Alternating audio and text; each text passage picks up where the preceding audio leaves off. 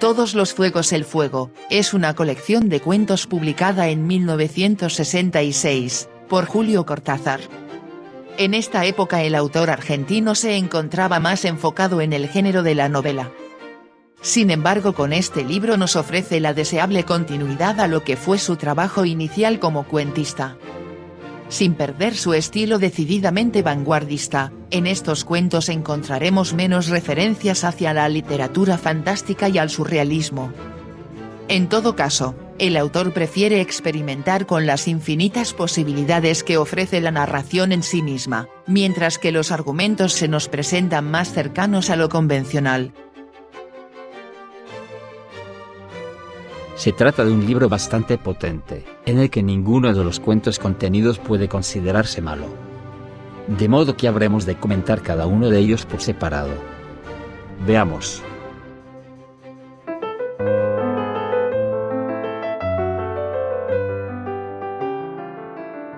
La autopista del sur.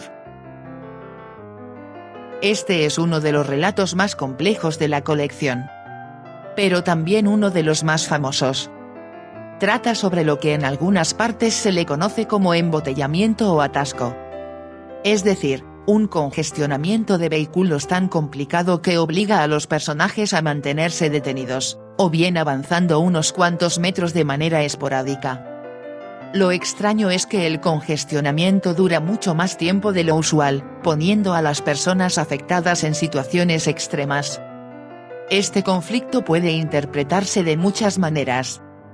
Cualquier contingencia que provoque impotencia y frustración grupal, puede tener cabida. En nuestra modernidad urbana, el ser humano se siente solo a pesar de encontrarse continuamente con aglomeraciones de personas. Los problemas son comunes, pero al final cada quien hace lo que puede por su cuenta. Cabe señalar que la prosa es recargada, presentando frases largas y párrafos muy amplios, como si las palabras fueran columnas de automóviles esperando avanzar pacientemente. La salud de los enfermos. Este es un cuento peculiar, porque nos ofrece un tema inesperadamente cotidiano. Trata sobre una mentira blanca, que al encontrar justificación moral, va creciendo tanto hasta que ya no puede ser neutralizada. Una situación como la desarrollada en este cuento, puede generar consecuencias benéficas para los personajes, pero también los pone en una situación absurda. La innovación es que el propio narrador del cuento, un ente completamente ajeno a los personajes, se convence de su farsa y narra como si la mentira blanca fuera una verdad. Reunión. Ahora Cortázar nos ofrece una serie de escenas bélicas. El narrador en primera persona es uno de los líderes principales de una guerrilla latinoamericana. Antes de que usted piense en política, debemos aclarar que el argumento no es propagandístico, ya que salvo una cita inicial, este cuento carece de alusiones a una causa en particular. La forma indirecta de narrar es la que ofrece los elementos más interesantes. Llama la atención el paralelismo que el autor desarrolla entre una refriega militar y una sinfonía de Amadeus Mozart. La señorita Cora. Indiscutiblemente, este es uno de los mejores relatos del libro. Se trata de un cuento coral, es decir, un relato con varios narradores, los cuales aportan su particular punto de vista. Y qué mejor nombre para uno de los personajes principales que el de la señorita Cora. A menudo sucede que en este tipo de obras literarias, los choques en la percepción de los personajes dramatizan de manera maravillosa la historia, mientras el lector logra empatizar, o al menos comprender la postura de cada uno de ellos. Lo increíble es que cada nuevo narrador se abre paso súbitamente, sin previo aviso, ni siquiera con el apoyo de un encabezado, un punto y aparte o un espacio. De modo que el lector tendrá que estar muy atento para adivinar cuál de todos los personajes es el que va tomando el hilo de la historia. Se trata de un cuento triste, que trata sobre la adolescencia, la enfermedad y la negligencia, pero que será disfrutado enormemente por aquellos lectores avanzados, que saben apreciar los aspectos técnicos de la literatura. La isla al mediodía. Este cuento es posiblemente mi favorito de todo el libro. Trata sobre un hombre que desea sobre todas las cosas, alejarse del trabajo y de los problemas conyugales, pasando las vacaciones en una isla semidesierta. Es simplemente una bella metáfora sobre el renacimiento personal. O si se prefiere, sobre la muerte en vida. Un cuento breve del que solo cabe decir, léalo ya. Instrucciones para John Howell.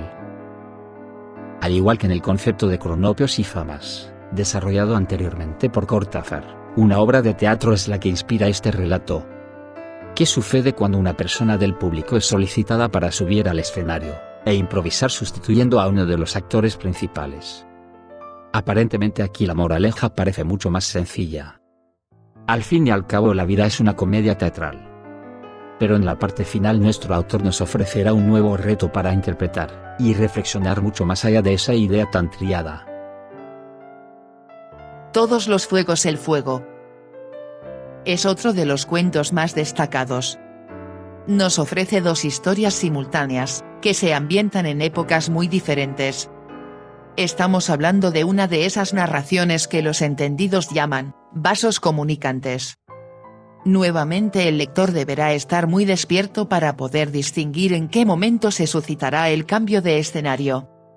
Ambas historias poseen un conflicto en común, que es el golpe mortal contra el ser amado. El autor argentino recurre a una frase recurrente a la que llamaremos leitmotiv, y que crea expectación en el lector, otorgando además mayor coherencia al estilo indirecto de narrar. El desenlace nos recuerda que hay fuerzas naturales más implacables, comparadas con la pequeñez de la maldad humana. El otro cielo. Cerramos nuestra reseña con el cuento más largo y también el más sentimental del libro. Su prosa tiende a ser novelística, pues ofrece mayores descripciones sobre el sentir del protagonista. Un joven de buena posición, que harto de su papel acartonado en la sociedad, se refugia en los bajos fondos en su relación sin compromiso con una prostituta. Contrario a lo que podría pensarse, el cuento ofrece una fina sensibilidad, muy inusual para un autor que supuestamente se especializa en literatura fantástica. Nuevamente la originalidad del texto vuelve a tomarnos por sorpresa, ya que el narrador juega con las épocas y con los escenarios. De modo que el lector debe precisar si los hechos sucedieron en la época de la restauración monárquica francesa, o durante el final de la ocupación alemana. Aunque en esta oportunidad Julio Cortázar abunde en temas más cotidianos, no podemos decir que la calidad de su literatura y sus ambiciosos alcances imaginativos hayan disminuido.